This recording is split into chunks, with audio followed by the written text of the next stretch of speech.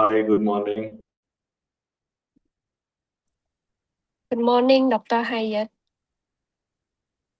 All set. Is it in India still good morning now? So yeah, it's 9 I think 20. I Yeah. said should be good afternoon. Oh, good afternoon comes after 12 o'clock. So it's still it's not there. Good afternoon as well. I see. We will So start what's at the time there? we will start at 11 a.m. So let's wait for the other participant. Yeah. Yeah. Do you have your colleague from Indian participant in this webinar too? Can't say. I shared with few in my I see. fraternity. Yeah. Okay. So don't know who will join because early morning here, 9:30 usually people started to going to the office. So today I came early. It happened to be my birthday as well. So it is early morning in India right now, I see. Yeah. So should I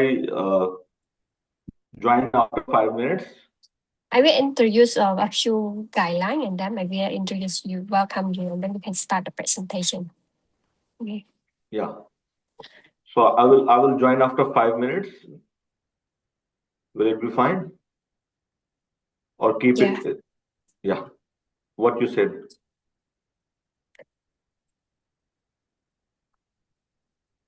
So I may introduce you around like 5 minutes and then you can start. Yeah, yeah. And yeah. So I will join again. I'll close now. Okay. I see your internet. When you share screen, the picture is not clear. Maybe because of the internet. Internet is good. Let me just join the slide just to show it's working well. Let me share my screen. It's okay then.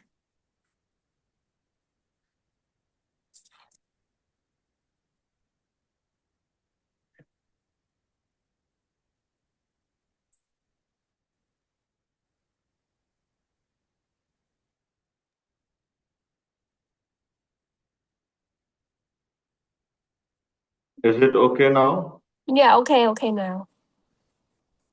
Yeah. It's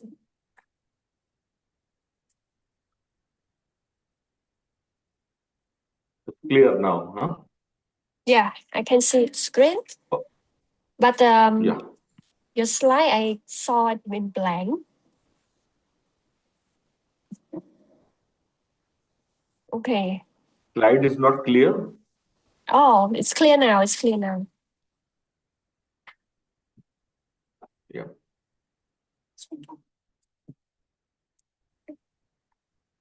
Voice is clear. Voice is also clear. Yeah, it's clear now. I can see it.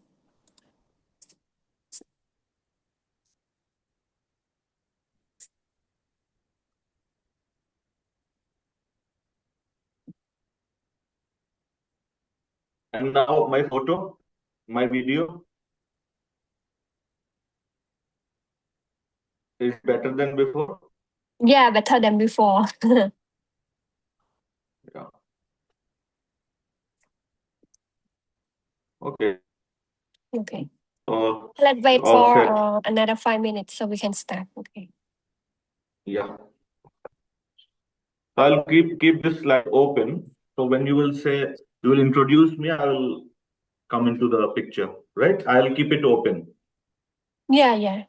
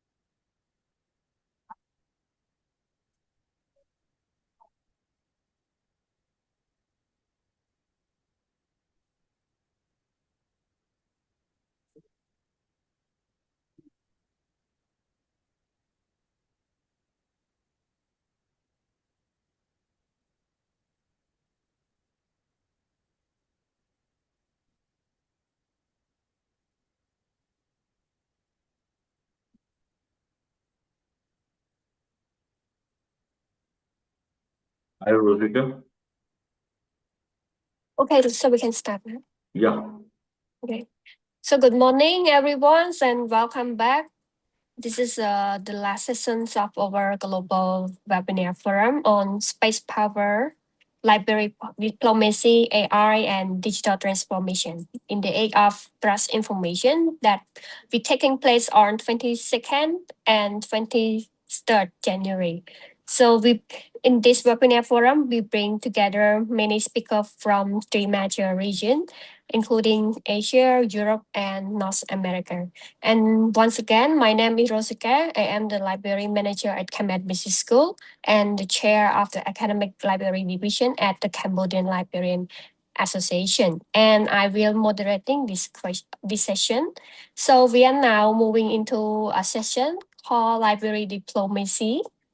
And this session, we will speak directly to the changing rules of the library in the AI-driven global and digital environment.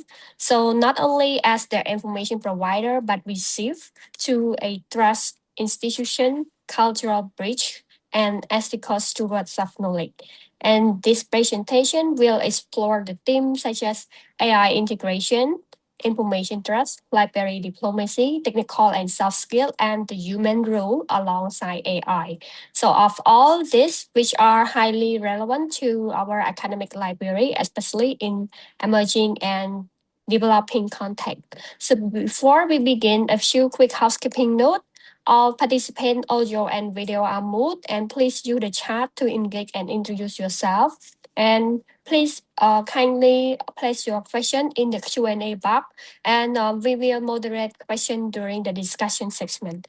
And you are welcome to share your name, your organization, your role, and LinkedIn profile in the chat for the future collaboration. And after this session, we will also share the recording and all the slides from the speaker to all registered participants via email. And once again, it is my great pleasure to introduce our speaker, Dr. Hayat Ahmad, the head of library service at CEPT University, India, who will share the insight on how library can navigate AI information while preserving human judgment, transparency, and collaboration. So without further ado, I would like to invite our speaker to begin the presentation. Thank you. Thank you, Rosika. It's indeed a great pleasure to come along with CAMED. And when you invited me and you share the theme, I was wondering how well I could talk about it. But after giving some insights, some experience, and all for the last 23 years, I was able to make a PPT, which I'm going to share uh, with the participants. I hope that the session will be beneficial for everyone.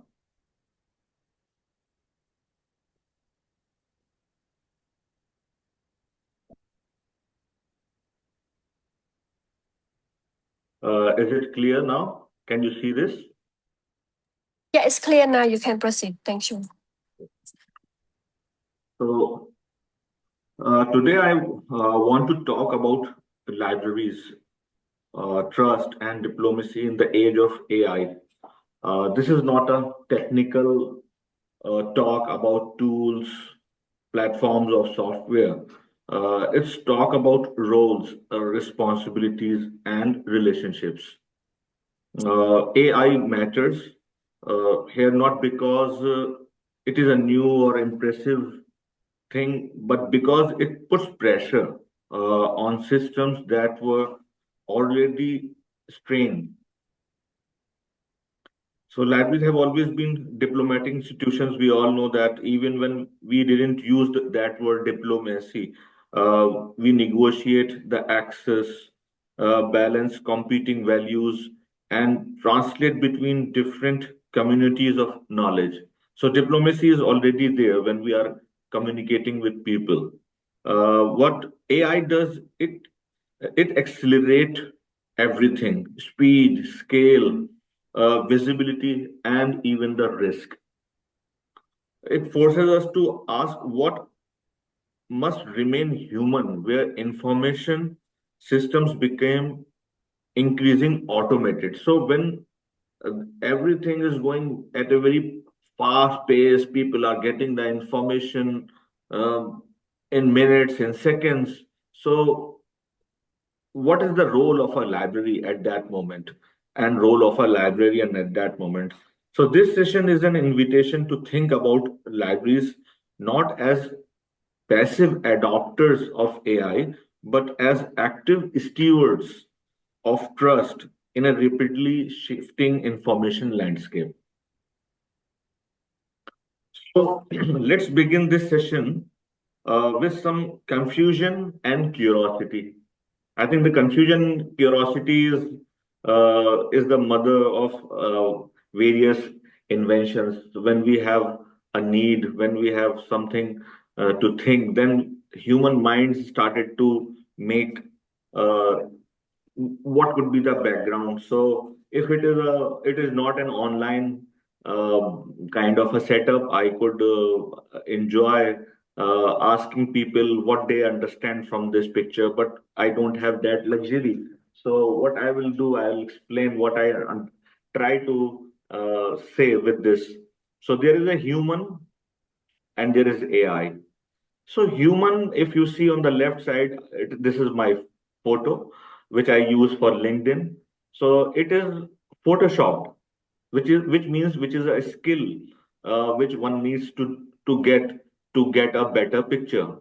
On the right side, there is an AI generated image with another light X tool, uh, which can give. This is the just two pictures I shared. I could create hundreds or even more than 100 photographs with the AI, but I'm not going to use that picture in my CV or in my LinkedIn profile. So, but that picture can be used in some other places. So the Photoshop image is used for LinkedIn profile, CV, and all. AI image can be used for marketing, gaming, social media, fun, recreation. Even some people can use for LinkedIn as well. No one is going to stop them. But when it comes to the library, things are pretty serious. And one has to be very clear, giving the right information, right tool, right advice, and develop right systems and services. So, what is right and what is not right is an ethical discussion. That debate will evolve more with time. So, coming to the topic, which is diplomacy. So, what I understand that diplomacy in the library context is a knowledge sharing without politics, cultural exchange, and shared archives. We will be talking more about how international collaboration can work.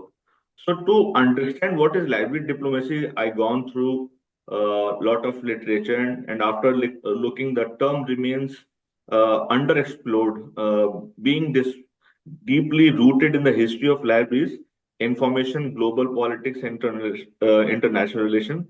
So, as the concept, library diplomacy moves the institution from a passive custodial role to an active diplomatic actor. It leverages the library's reputation from credibility to foster cross border research and trusted knowledge exchange in an era where information is increasingly machine generated.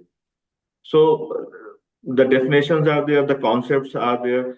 Basically, it's a kind of a linkage which we can produce with the library diplomacy. One such example is today's webinar. Rosika is sitting in Cambodia and I am sitting in India, and we never met before, even on any platform. But through the LinkedIn, we got connected, and now I'm able to share my insights, my experience with the library community. So this is an example of a library diplomacy, and similar practices are emerging day to day in this era.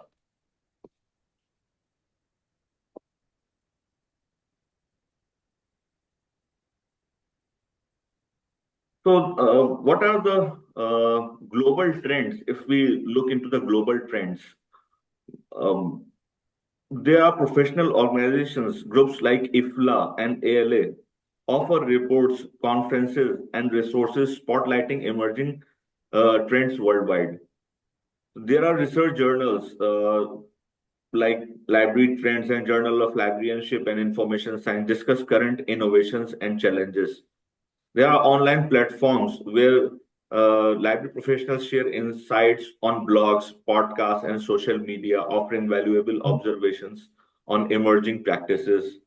There are government reports, agencies, and NGOs publish studies on topics relevant to libraries, offering data on global trends. There are conferences and workshops. Attending library events provide opportunities to learn about the latest developments and network with colleagues globally. And there are collaborative networks engaging in consortia like OCLC, enable professionals to exchange knowledge and stay updated on trends. So what they are talking generally when on these platforms, if we're looking into the discourse these days, what the kind of things people are talking generally. So they are talking about AI integration, means adoption of AI powered systems for cataloging, recommendation engines, and user interactions. They are talking about open access initiatives, leveraging technology to promote open access to scholarly content and resources. They are talking about remote access services. That becomes even more important after COVID-19 pandemic.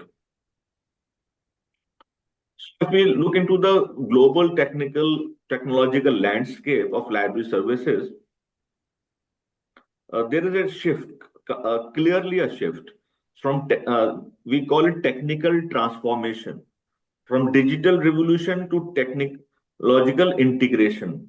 So libraries transitioning from traditional repository of physical books to digital hubs of information. That is one that is very evident. And another is technological integration, embracing digital tools and platforms to enhance accessibility and user experience.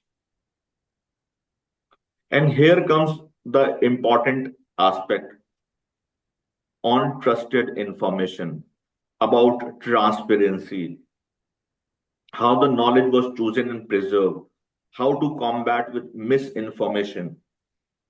So AI accelerates access to information, but it complicates credibility. Systems can summarize, translate, and generate text at scale, often without clear sources or accountability. So the accountability thing is not with the robot, not with AI. It stays with humans. And when we are talking about humans here, we are talking about librarians. This makes traditional signals of authority less visible. Libraries respond to foreground transparency, provenance, and evolution. So we as librarian community from the very beginning are associated with the trust. So human expertise becomes more important, not less. So in the era of AI, there is a lot of chaos, there is a lot of confusion. When there is a lot of uh, people do not know what to do, how to do, where to go, which tool to adopt, which tool not to adopt. So librarians can guide them even in these difficult times, challenging times. So it's a challenging time, but at the same time, it gives us as a responsibility and an opportunity both. Librarians help users ask better questions. Uh, for example, where this information has come from, what assumptions does it embedded, who is responsible for accuracy. So these are the key questions which librarians can answer.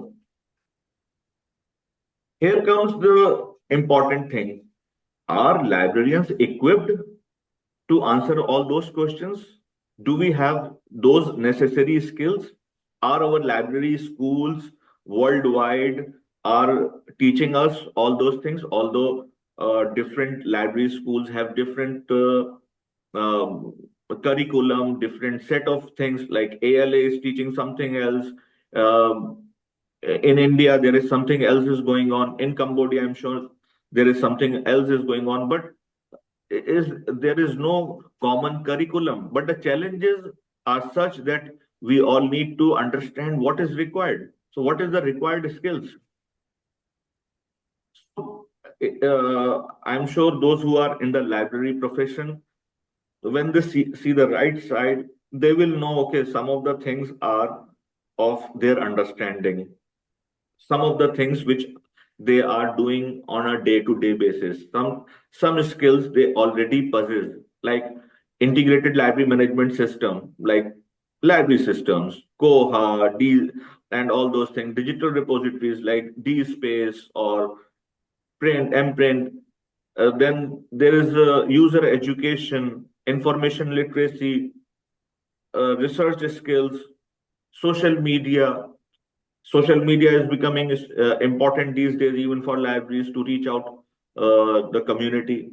Content creation, collection, building information curation. So these are the skills which we already possess, and some of the librarians are working in this aspect already.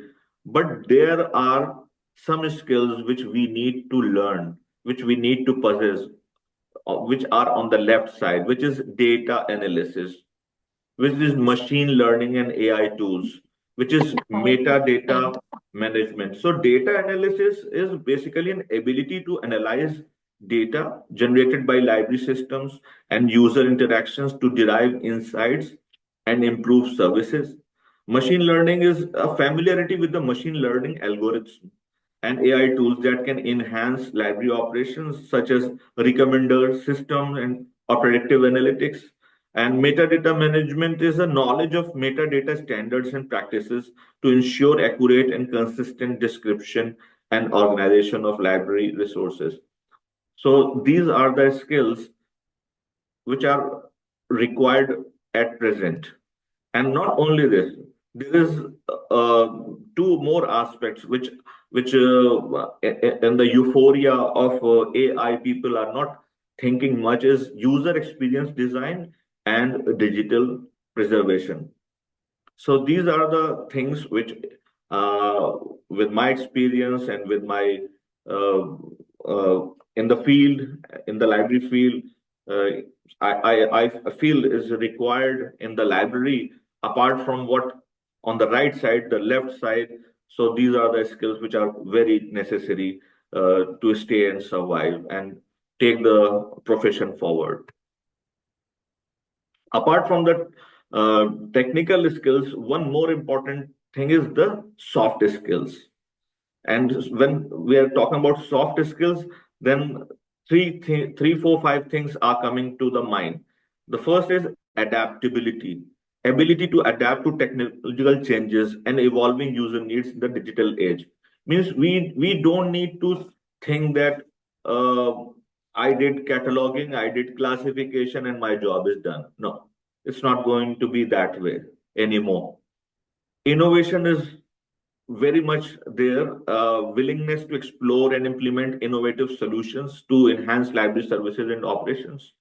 And ethical awareness is paramount importance. Is the utmost important thing that people should read about copyright things. People should read, must remember like a lawyer. They must know what is copyright basically.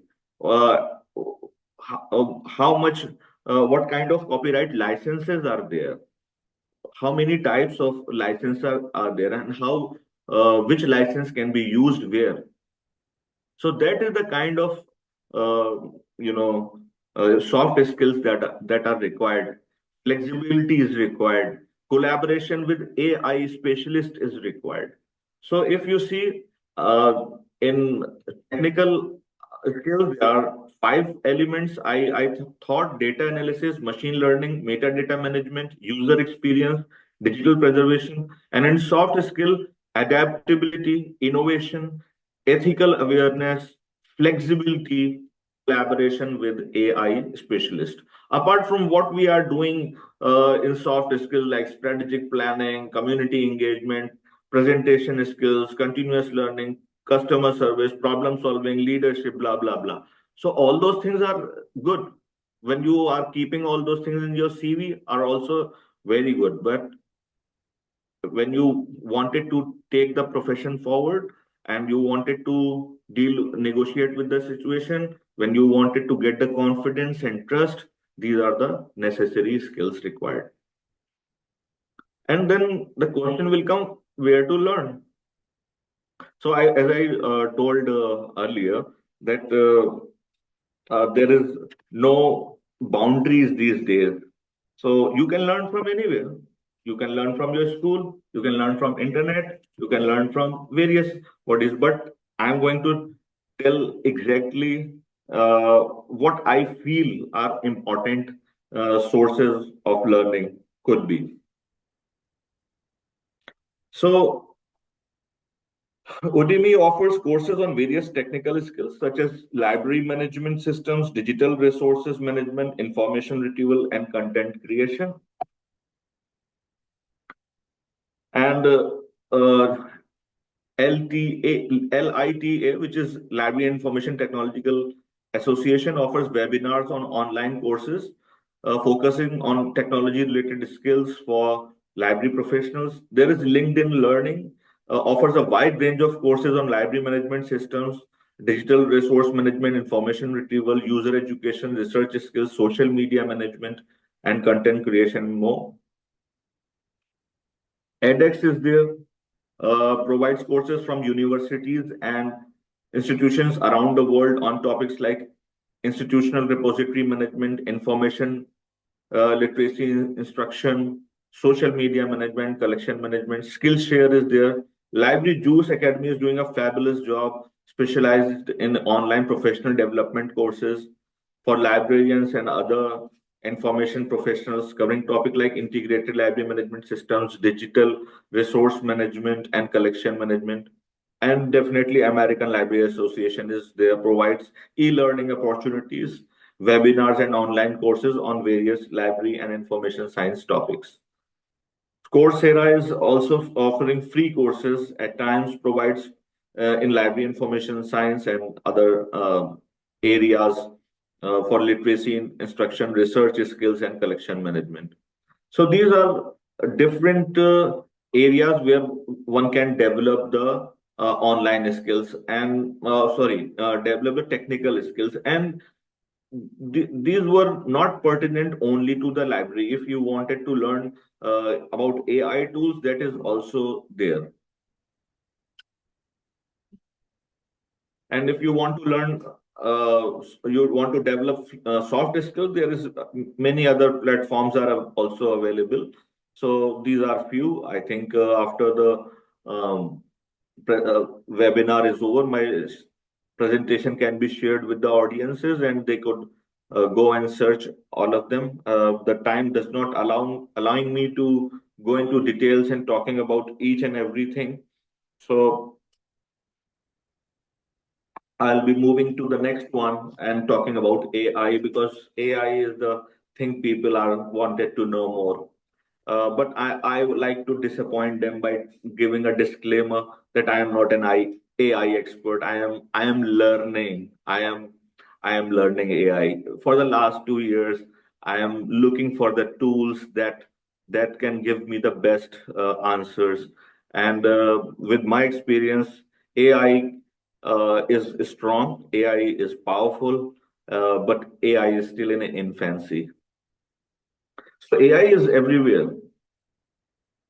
So, how we know AI changes how information is produced, summarized, and discovered, but not what trust requires. We need to discuss provenance, transparency, and evolution. And we need to be clear that AI can surface information, but it cannot explain why something should be trusted in a specific context. So that interpretive role remains human. So the chatbots are there. uh, it will be in the library databases in Scopus Web of Science. Then you can do institutionally configured tools embedded in every search. Specialist research tools are there, Site, Consensus, Research Rabbit. So everywhere there is AI, so much euphoria about AI, and it is right because it is a strong tool.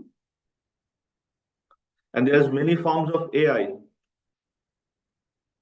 We all know that. So let's pick one, which is descriptive AI, because I'm not going to talk about each and every tool which is coming. And here comes a very interesting image.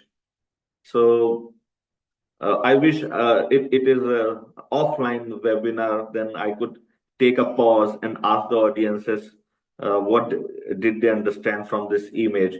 But you can try to understand what does it mean. Just look into the image. This image is from a public competition with Cambridge Diversity Fund, calling for images that reclaimed and recentered the history of diversity in AI education at the University of Cambridge. So the outputs of large language models do seem uncanny, often leading people to compare the abilities of these systems to thinking dreaming, or hallucinating. This image is intended to be a tongue-in-cheek dig, suggesting that AI is at its core just a simple information meat grinder.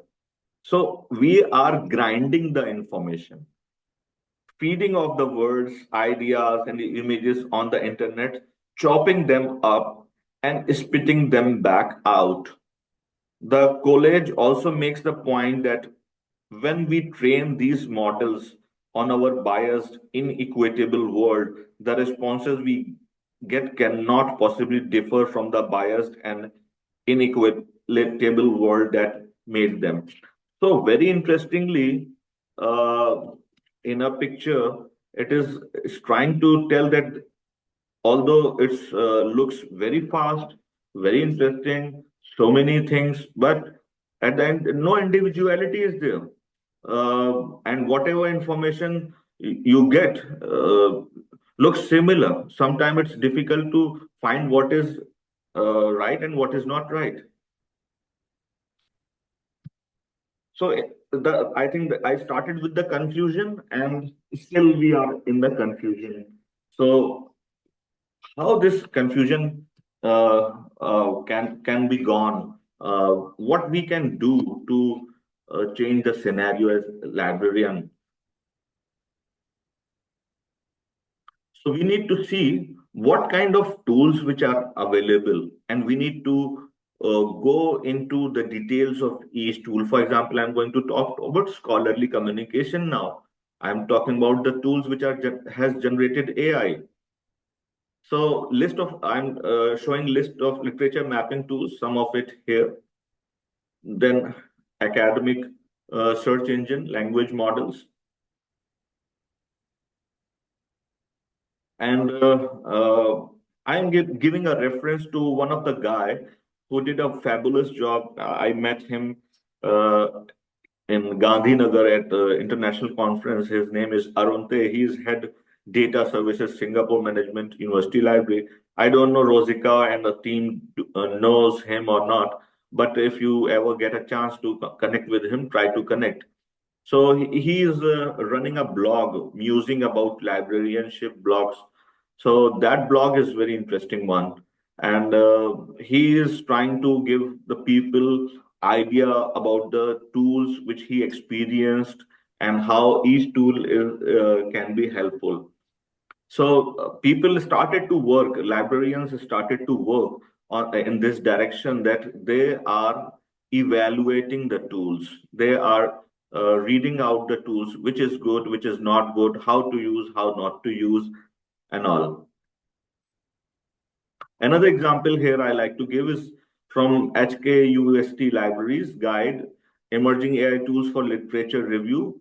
So they, on their website, with the link, when you go, you will find they have generative AI tools, literature review tools. So when the research questions come, so the common activities is brainstorming, uh, conducting literature search, identifying research gaps, form the hypothesis, develop and sharpen research questions. Then the next thing is going into the research tools. Here you have Google Scholar, scholarly databases, free scholarly databases. Then the third element, when we reach the third one, then here it's come how AI can help. So there are so many tools which are available for brainstorming, for preliminary literature search, identifying the gaps. So AI can help in these things.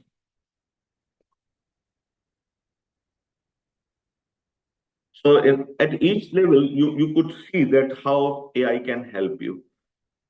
So all the common activities, be it building search query, conduct depth literature search, organize literature, read and evaluate studies. For each thing, there is tool which is available on the which is telling that how to use that tool as well.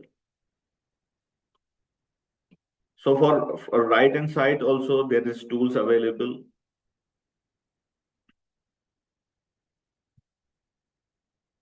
So some points to wonder now. point to think. So the first point is that present day AI tools are powerful but imperfect. So it asks a question, does it mean humans are perfect? Are we also perfect? I think the answer is no. The humans are also not perfect. So going forward, these are the things which we should keep in mind. How does AI reshape the role of libraries as trusted information in a global AI driven information environment? That is the point of a discussion in this lecture as well. And that is the point that is always we should keep in our mind, that how we bring the trust in our work. What forms of human judgment, ethical reasoning, and critical mediation must remain firmly human, even as AI becomes more embedded in knowledge work? This is the second question. And the third question is, how can libraries cul- cultivate trust, transparency, and information quality when AI increasingly mediates access to knowledge? So some of the answers are available here. I am giving reference to few of the things which in my mind are important. This is one of the thing, New Horizons Artificial Intelligence Libraries available open access. This is open access available from IFLA. One can go to it. There is from Andrew Cox and Thelwell. They write a fabulous books, AI for Everything. I was fortunate to listen one of his uh, conference. I attended the conference. Alex Cost was there, and he shared. So I am just referring to going into this book. AI and the UK Library Profession Survey reports from CLIP. So that is also an important resource. One could go and see. So library as a method. So my request with my fellow librarians and students is that we need to, in the time when people are going gaga and people are going talking a lot about AI, we need to play a role. We need to bring the sanctity. We need to, like there is a traffic, huge traffic, so we need to give the direction, what right, left, and center. So traditional libraries were understood as custodian, preserving, organizing, and providing access. That role still matters, but it is no longer sufficient. Today, libraries act as connectors. They link researchers to global networks, institutions to shared infrastructure, and local knowledge to international audiences. AI tools can assist with discovery and synthesis, but they cannot decide which connections are meaningful, appropriate, or risky. That judgment remains human. Librarians curate not just collections, but also derive accurate information and sources of knowledge. The evolving role of library in the age of AI.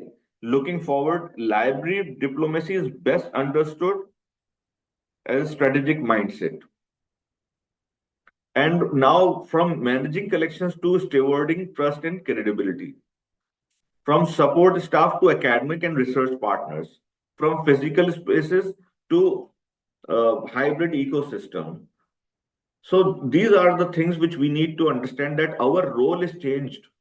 We are no more just a, custodian of books or a physical space.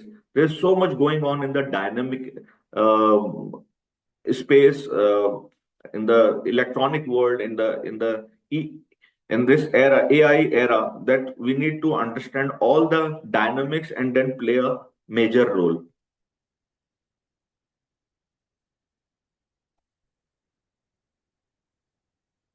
So this quote is often read as a push toward action, but in the context of libraries and AI, it really about learning through practice. If you want to learn to swim, jump into the water. AI literacy can't be developed purely through policy documents or abstract principles. It comes from guided experience, using AI tools, seeing where they work, where they fail, and where human judgment has to step in. Staying on dry land feels safer but doesn't build understanding. At the same time, libraries are not encouraging reckless adoption. We act as guide at the water's edge, helping people enter thoroughly, recognize risk, and understand limitations. This is where librarianship matters most, turning experimentation into informed critical practice. The goal isn't enthusiasm or resistance, it's confident, responsible participation in AI shaped information world. So that was, I think, my time. I don't know how much time I had. Almost 30 minutes I was given. So 9:30 is going to be 3 minutes time to going to the question answer session. So with my little talk, what I wanted to convey is that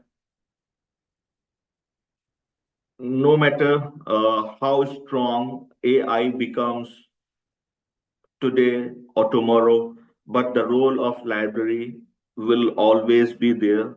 The role of librarians will always be there. But who will listen to you until unless you do not know? Nobody has time. Nobody has free time these days. So if a user is coming to you need to understand the right kind of requirement he has.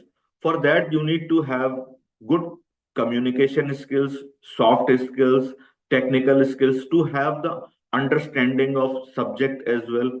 So you need to have collaborative approach as well. You need to uh, uh, have all kind of skills that are required to give a direction to the user. You need to know the what is the copyright and all. So first, librarians needs to understand that the discipline is changing and things are changing at a very fast pace. They need to embrace the change. They need to understand how the change is coming, and slowly but surely they need to adopt new AI tools. They need to first looking into the details of the tools, and then then only they will be able to help the communities. Yes, Rosika, I'm open to the question and answer session. Thank you, Dr. Hayat. I would like to add something, but before I add something, I just want you to answer our participant question. There is one question from Mr. Cheng Haopai asking about your perspective on what would be diplomacy and principle for library during AI era. And another question, he also would like to know about your suggestion on the library the physical resources, printed resources that should be integrated and promote online online staffing in. So the first question is about the trusted institutions. Libraries as a trusted institution. So libraries build trust by being clear and honest. They should label AI tools, explain what they do and what they cannot do. They need to tell people and shows where information comes from. So librarians should always check and explain AI results. Uh, Trust grows when libraries protect privacy, use ethical licenses, and admit instead of hiding it. So when the things are transparent, the trust will be more.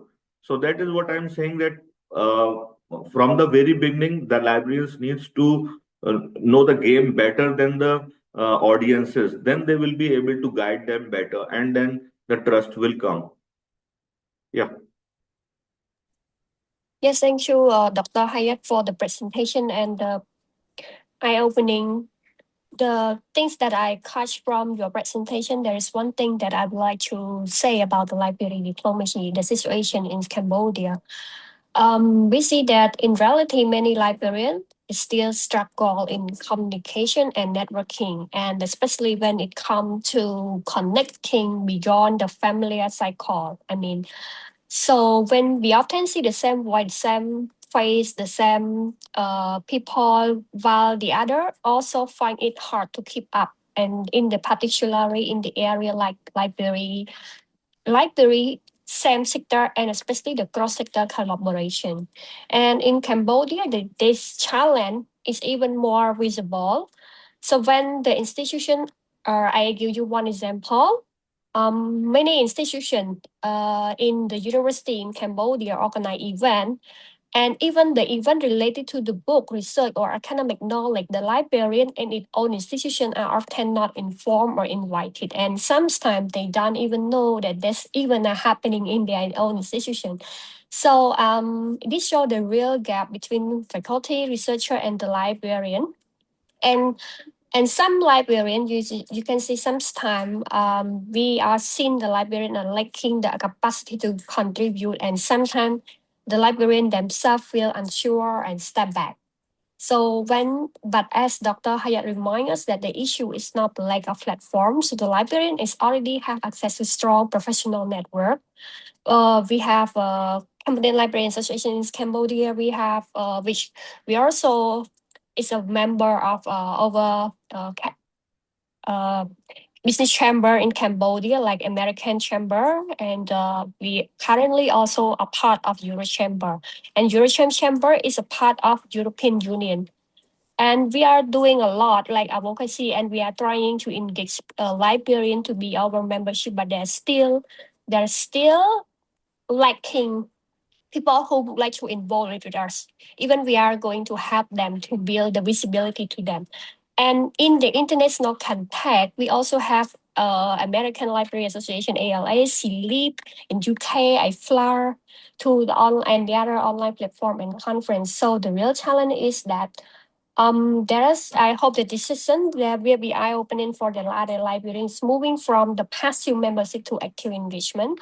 So you can strengthening your communication skill within your own organization and the networking skill between the librarians, not just only in Cambodia. We can also connect through link it to the other librarian. For example, like me and Dr. Hayat, and the one that Dr. Hayat saw in the slide, Aaron in the SMU. I also know him. We meet 2 years ago. And so many librarians in the Middle East and European, you can also connect with them through LinkedIn. So we should position ourselves, the librarian, as a strategic partner in the not just only the book library book with the book, but also moving forward to the research, learning, policy.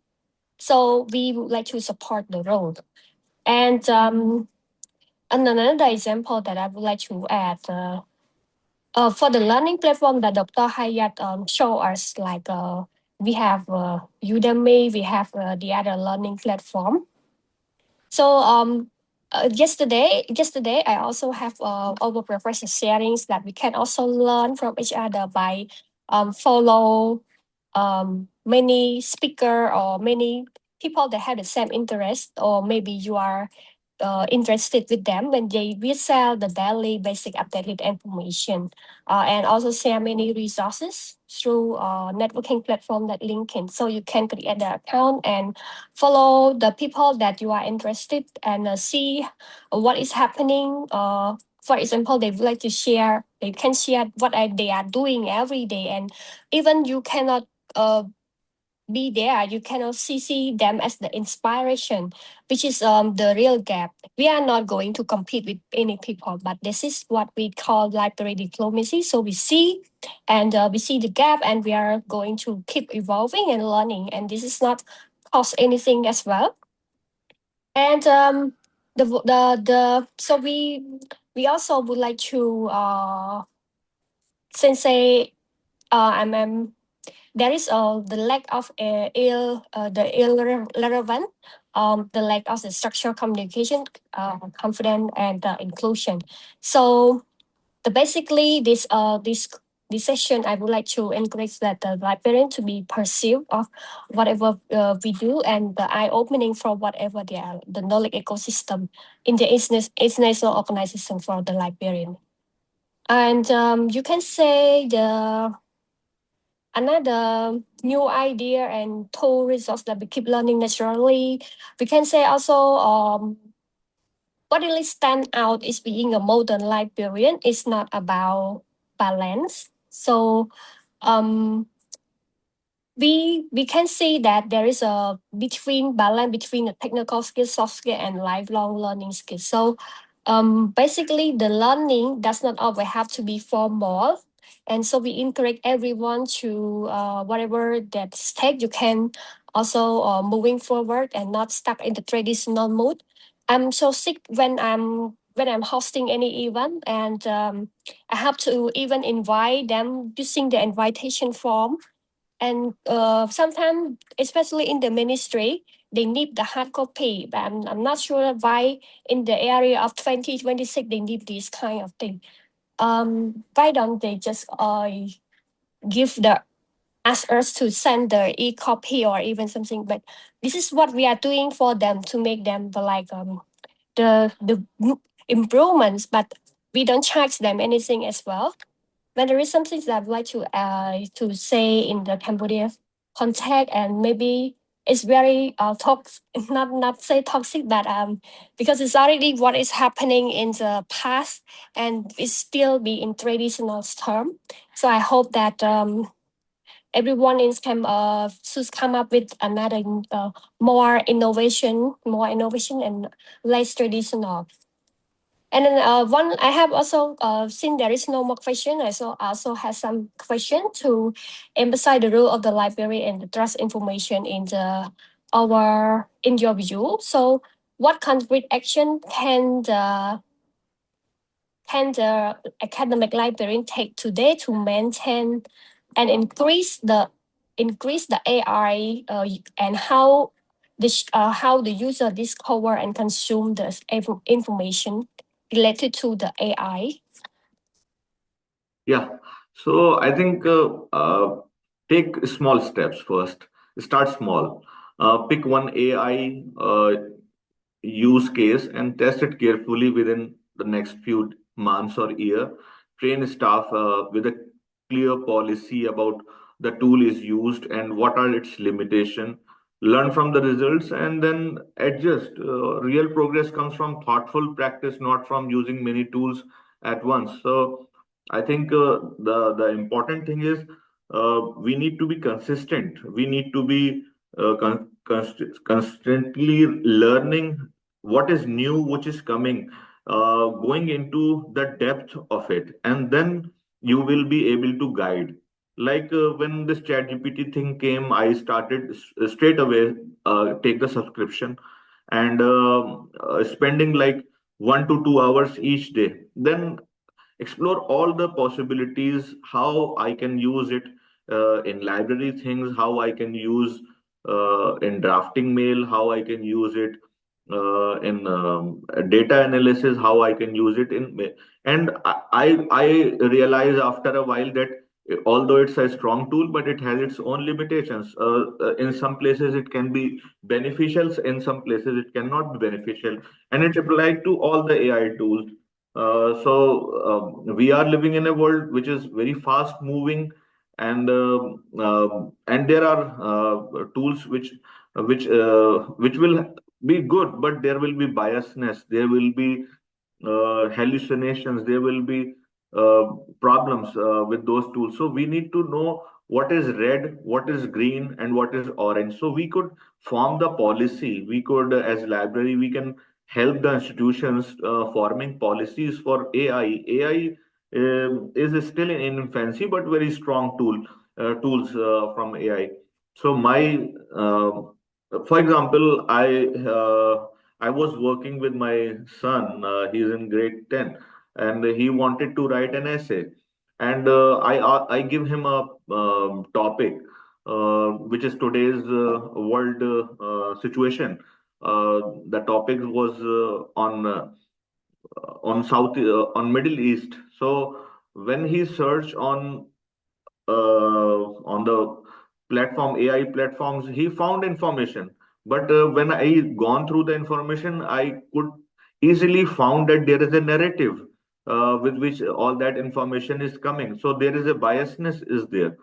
So, being in the being reading all through the world media, I know why this biasness is coming. Because all those AI AI robots are being managed by whom? So we all know that. So they are not going to give you the right information.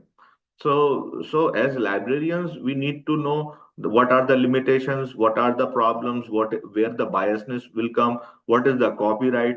So all those areas are important. And in India also, you talk about your country, the challenges in your country about in the profession. I worked in Middle East also 15 years. I worked in India also for almost 6, 7, 8 years, and I studied here in India as well. So I know two countries very closely. I have seen two worlds. So with my experience, librarians in in Asia, be it Southeast Asia or Middle East, by and large, I'm talking not everybody are short of skills. They are short of skills, and that is the reason why people are not giving them the due respect, because they are not giving the due respect to their profession first. So when we are talking about us as librarians, library professionals, then we need to mean by that we need to be really professionals. I'm giving you another example. I think if the time permits us, if somebody is going to a doctor for a disease, and if that doctor is not going to give them the right medicine or right prescription or right advice, does that patient will go again to the same doctor? No, that will not go. So same happened when some user will come to the librarian or a library, and the library is not able to understand their problem. They are not able to provide a solution. So that user will not come again to the library. So that is what is happening. Many times our reference librarians do not know what are the right references. Many a times our technical people do not know what are the right tools uh, of research and how to go by them, how to help our users in their pursuit. So there are emerging fields.